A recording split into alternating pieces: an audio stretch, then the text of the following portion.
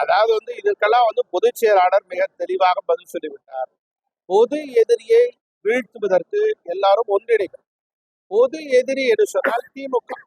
திமுகவை வீழ்த்துவதற்கு அண்ணா திராவிட முன்னேற்ற கழகம் கூட்டணி அமைத்திருக்கிறது என்கிற தெளிவான கருத்தை தான் முன்வைத்திருக்கிறார். மற்றபடி யாரெல்லாம் அண்ணா திராவிட முன்னேற்ற கழகத்தினுடைய கூட்டணி, யாரெல்லாம் என்டிஏவோட கூட்டணி என்று இன்னும் போக போகத்தான் ஒரு வருடம் இருக்கிறது. அதற்கு பிறகுதான் தெளிவாக தெரியும். பொது எதிரியை வீழ்த்துவதற்கு நாம் பல்வேறு கருத்துக்களை உடையவர்கள் ஒன்றாக இணைவது என்பதுதான் கூட்டணி.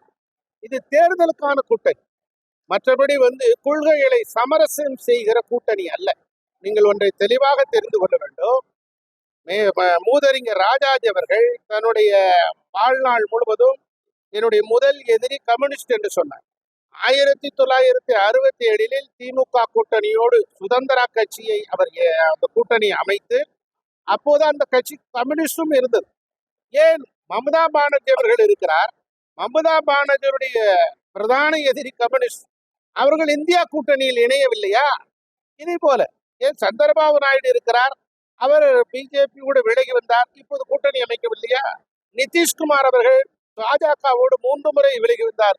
இப்போது கூட்டணி அமைக்கவில்லையா? இப்படி பொது எதிரியை வீழ்த்துவதற்கும் மக்களுடைய எண்ணத்தின் அடிப்படையிலும் தான் கூட்டணி ஒன்றாக இணைகிறது. அதனுடைய அடிப்படையில் தான் அண்ணா திராவிட முன்னேற்ற கழகமும் பாஜகவும் கூட்டணி அமைத்திருக்கு. ஆமா, சட்ட ஒழுங்கு சரிந்து கிடக்கிறது. கல்லூரி மாணவர்களும் பள்ளி மாணவர்களுக்கும் போதிய பாதுகாப்பு இல்லை. அவர்கள்